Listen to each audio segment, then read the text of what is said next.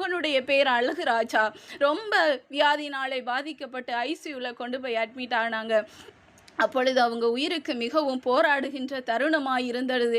எல்லாரும் ஜெபித்துக் கொள்வோம் என்று ஒரு விண்ணப்பம் வந்தது. நாங்கள் எல்லாரும் உருக்கமாக ஜெபித்தோம். உயிர் ஜீவனே அந்த இடத்துல போகின்ற ஒரு நிலைமை ஏற்பட்ட போது நாங்கள் எல்லாம் ஜெபித்தோம். ஆண்டவரே, உங்கள் வல்லமை அந்த ஐசியூ வார்டுக்குள்ளே இறங்கணும் ஆண்டவரே, அந்த ஜீவன் பிரியக்கூடாது என்று நாங்கள் ஜெபித்த போது அந்த ஜெபத்தின் வல்லமை என்ன செய்ததென்றால், அடுத்த நாள் எங்களுக்கு காலையில் மெசேஜ் வருது, இந்த மகனுடைய உயிர் மீண்டும் வந்து விட்டது. டாக்டர்கள் பார்த்து ஆச்சரியப்படும்படியான ஒரு வல்லமை புறப்பட்டு வந்தது. இது எங்கிருந்து புறப்பட்டு வந்தது?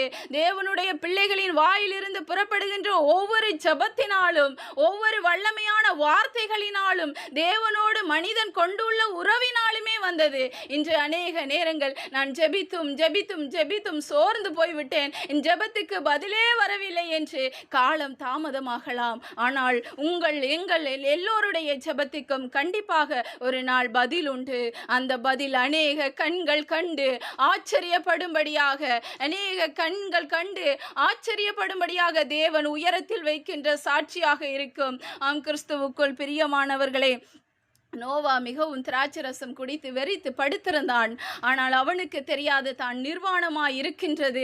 அவனுடைய மகன்கள் அதை கண்டுவிட்டு அதை போய் வெளியிலே உள்ளவர்களிடம் சொல்லி அவரை வெட்கத்துக்குள்ளாக்கும்படியான ஒரு நிலைமைக்கு கொண்டு வருகிறாங்க.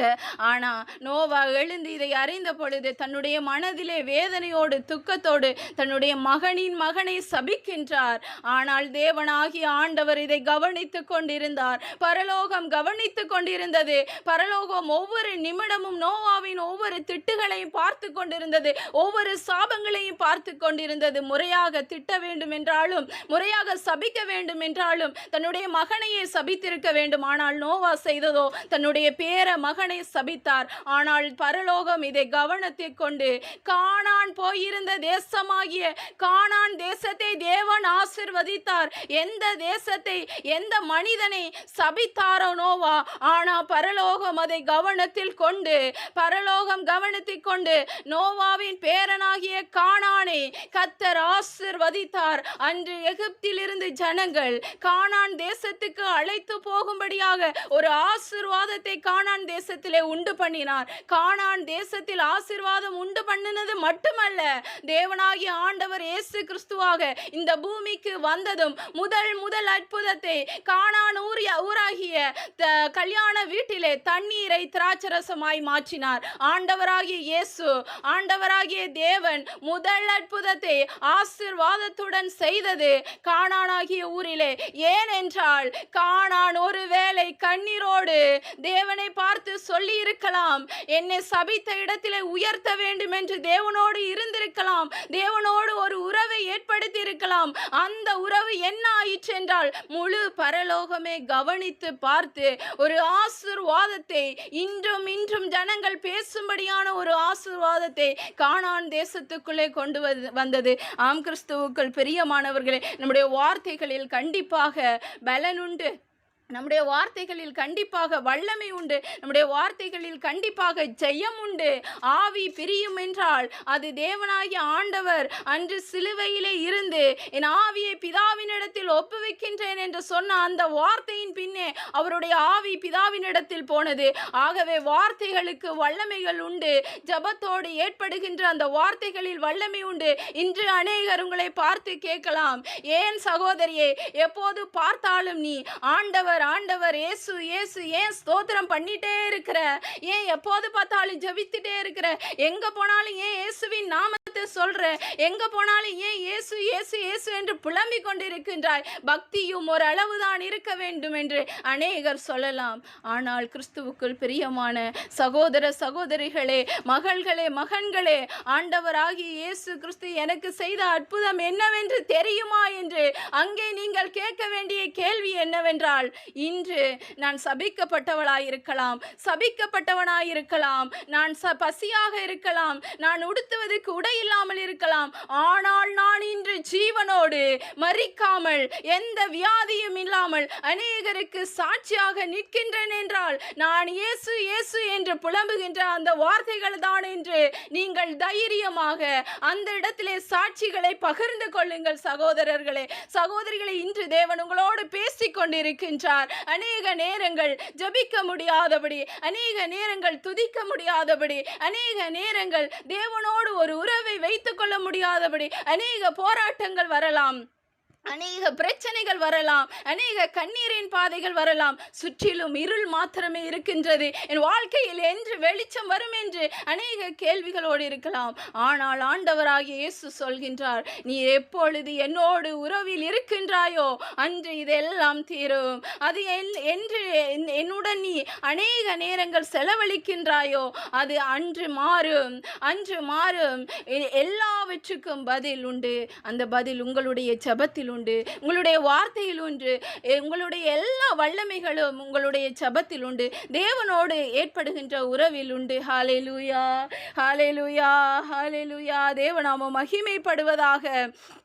கர்த்தருடைய ஆவியானவர் எப்பொழுதும் நம்மோடு இருக்கின்றார் என்ற விசுவாசம், அங்கு ஒரு வல்லமை புறப்பட்டு, அங்கே ஒரு பலன் உண்டாகி, அங்கே ஒரு அற்புதம் நடக்கும். தேவனுக்குள் பிரியமான ஜனங்களே, யாக்கோபு 5ஆம் அதிகாரம் 17வது வசனத்தை வாசியுங்கள். யாக்கோபு 5ஆம் அதிகாரம் 17வது வசனம். எலியா என்பவன் நம்மை போல பாடுள்ள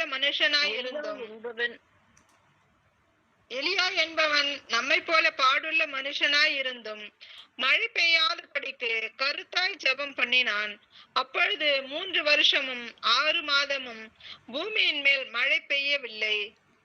18 மறுபடியும் ஜெபம் பண்ணினான். அப்பொழுது வானம் மழையை பொழிந்தது, பூமி தன் பலனை தந்தது. ஹல்லேலூயா. கர்த்தருடைய பரிசுத்த நாமம் மகிமைப்படுவதாக. எலியா எப்படி ஜெபிக்கிறார் என்றால், கருத்தாய் ஜெபிக்கின்றார். கருத்தாய் ஜெபிக்கின்ற போது இயற்கைக்கு அப்பாற்பட்ட ஒரு அற்புதமும் அதிசயமும் அங்கு நடக்கின்றது. எலியா என்கின்ற மனிதன் தேவனோடு வைத்து கொண்ட உறவின் நிமித்தம் அவர் ஜெபித்த போது மழையே நின்று போகுமானால், இன்று கிறிஸ்துவுக்குள் பிரியமானவர்களே, இன்று நீங்கள் ஜெபிக்கின்ற ஜெபத்தினால் போன உயிர் மறுபடியும் வரும். ஒரே ஒரு வார்த்தை சொன்னால் நடக்காது, கூடாது, ஆகாது என்று சொன்ன மனிதர்கள் மத்தியில் தேவன் இது நடக்கும், இது ஆகும், இது கூடும், என் நாமத்தினாலே நீங்கள் பிசாசுகளை துரத்துவீர்கள் என்று தேவனுடைய நாமம் சொல்லுகின்றது போல, ஒரே ஒரு நாமத்தினாலே நீங்கள் வல்லமையோடு கருத்தாய் ஜெபித்தீர்கள் என்றால், தேவனோடு ஜெபம் என்கின்ற ஒரு உறவை வைத்துக் கொண்டு ஜெபித்தீர்கள் என்றால், கண்டிப்பாக அந்த இடத்திலே அற்புதங்கள் நடக்கும், அற்புதங்கள் நடக்கும், அற்புதங்கள் நடக்கும். இன்று பல பிரச்சனைகள் உங்கள் வாழ்க்கையில் இருக்கலாம், ஆனால் தேவனுடைய திட்டமும் நோக்கமும் அநேகருடைய பிரச்சனைகளை தீர்க்கும்படியான அழைப்பு உங்கள் மீது இருக்கின்றது என்பதை நீங்கள் விசுவாசிக்க வேண்டும். அநேகருக்காக நீங்கள் ஜெபிக்கும் போது அங்கு வல்லமை புறப்பட்டு அங்கே ஒரு அக்கினி இறங்கி வரும் என்பதை நீங்கள் விசுவாசிக்க வேண்டும். எலியா ஜெபித்த போது பாகாலின் படைகள் பயந்து நடுங்கி விலகி ஓடும்படியான அக்கினி பரலோகத்தில் இருந்து இறங்கி வருமானால், நீங்கள் ஜெபிக்கும் போது, நான் ஜெபிக்கும் போது, நாம் ஜெபிக்கும் போது பரலோகத்தில் இருந்து ஒரு அக்கினி வல்லமை கண்டிப்பாக இறங்கி வரும். அது சாதாரணமாக வராது, அது சாதாரணமாக வராது. யுத்த வீரர்களோடும் படைகளோடும் சேனைகளின் கர்த்தராகிய ஆண்டவரின் நாமத்தினாலே உங்கள் மத்தியிலே அக்கினியின் வல்லமையான தேவன் கண்டிப்பாக கடந்து வருவார், கடந்து வருவார். முடியாது முடியாது முடியாதுன்னு யார் வேணா சொல்லட்டும், ஆனா இயேசுவின் நாமத்தினாலே ஜெபத்தின் வல்லமையோடு இது முடியும், இது நடக்கும், இது ஆகும்னு எப்போ நம்ம சொல்றோமோ அந்த நிமிஷம் அக்கினி வல்லமையினாலே ஒரு அற்புதம் நடக்கும், கண்டிப்பாக நடக்கும். ஜெபத்தின் பலன்கள் என்ன தெரியுமா? தேவனோட நெருக்கமான உறவை வளர்க்கின்றது. ஹல்லேலூயா, ஹல்லேலூயா. ரிகவரி ஆந்தரி ஆந்தரலரவா ரிமாந்தரி ஆந்தரலரவா. எப்போ நீ அப்பான்னு கூப்பிட்டியோ அப்பவே உன் ஜெபத்துக்கு பதில் வந்து விட்டது. எப்போ நீ அம்மான்னு கூப்பிட்டியோ அப்பவே உன் ஜெபத்துக்கு பதில் வந்து விட்டது. ஹல்லேலூயா, ஹல்லேலூயா. நான் தனிமையின் பாதையிலே இருக்கின்றனே, எனக்கு யாரும் துணையாக இல்லையே, நான் எப்படி இந்த வாழ்க்கையை வாழ்வதென்று என்று கண்ணீரோடு தேவன் பாதத்தில் உட்கார்ந்தீர்களோ, அப்பொழுதே உங்கள் ஜெபத்துக்கு பதில் வந்துவிட்டது. அவரோடு ஒரு நெருக்கமான உறவு வேண்டும், அவரோடு நெருக்கமான உறவு வேண்டும். அதிகமான நேரத்தை தேவனோடு செலவழிக்க வேண்டும், அதிகமான நேரங்களை கர்த்தரோடு செலவழிக்க வேண்டும். அதிகாலையில் எழுந்து ஜெபிக்கின்ற வல்லமையை பெற்றுக்கொள்ள வேண்டும். அதிகாலையில் எழுந்து அவரோடு இருக்கின்ற ஒரு தொடர்பை பெற்றுக்கொள்ள வேண்டும். ஹல்லேலூயா. இன்று உங்கள் மத்தியிலே தேவ ஆவியானவர் அசைவாடி கொண்டிருக்கின்றார். அநேகர் மத்தியிலே ஜெபத்தின் ஆவி வல்லமையாய் புறப்பட்டு வருகின்றது. அக்கினி மழையாக, அக்கினி தூதர்களோடு சேனைகளின் கர்த்தராகிய ஆண்டவர் ஒரு ஜெபத்தின் வல்லமையினாலே இப்பொழுது அநேகரை நிரப்பிக் கொண்டிருக்கின்றார். ஓ நன்றி தகப்பனே, நன்றி தகப்பனே, நன்றி தகப்பனே. ரிகாபாரி ஆந்தாரி ஆந்தரல ரவாவா. ஜெபத்தின் ஆவியினாலே இன்று உங்கள் வாழ்க்கை மாறுகின்றது. ஜெபத்தின் ஆவியினாலே உங்கள் சூழ்நிலைகள் மாறுகின்றது. ஜெபத்தின் ஆவியினாலே இப்பொழுது உங்கள் வியாதியின் படுக்கை மாறுகின்றது. ரிகாபாரி ஆந்தாரி ஆந்தரல ரவா. ஹல்லேலூயா, ஹல்லேலூயா, ஹல்லேலூயா, ஹல்லேலூயா. நன்றி தகப்பனே. ஜெபத்தின் பலன்கள் என்னன்னா, தேவனோடு நெருக்கமான உறவை வளர்க்கின்றது. பயத்தையும் கவலையும் அகற்றிட்டு சமாதானத்தை அளிக்குது. சோதனைகளில் பலனையும் தைரியத்தையும் தருது. தேவனுடைய சித்தத்தை அறிந்து நடக்க வழி நடத்துகின்றது. அற்புதமான மாற்றங்களையும் சாட்சிகளையும் உருவாக்குகின்றது. இது எல்லாமே ஜெபத்தில் தான் உண்டு. இது எல்லாமே ஜெபத்தில் தான் உண்டு. ஜெபிக்க ஜெபிக்க ஜெபிக்க வீட்டில் இருக்கிற பிரச்சனைகள் மாறும். ஜெபிக்க ஜெபிக்க சமாதானம் உருவாகும். ஜெபிக்க ஜெபிக்க போராட்டங்கள் மாறும். ஜெபிக்க ஜெபிக்க அநேக உதவியின் கரங்கள் உங்களை தேடி வரும். எங்கேயும் நீங்க போக தேவையில்ல. என்னைக்கு ஆண்டவர் பாதத்துல முழங்காடு படியிட்டு முட்டி போட்டு தேவன் பாதத்துல உங்க தலைகளை குனிறீங்களோ, அன்னைக்கு தேவன் உலகத்தின் முன்பதாக உங்கள் தலைகளை கண்டிப்பாக உயர்த்துவார், கண்டிப்பாக உயர்த்துவார், கண்டிப்பாக உயர்த்துவார்.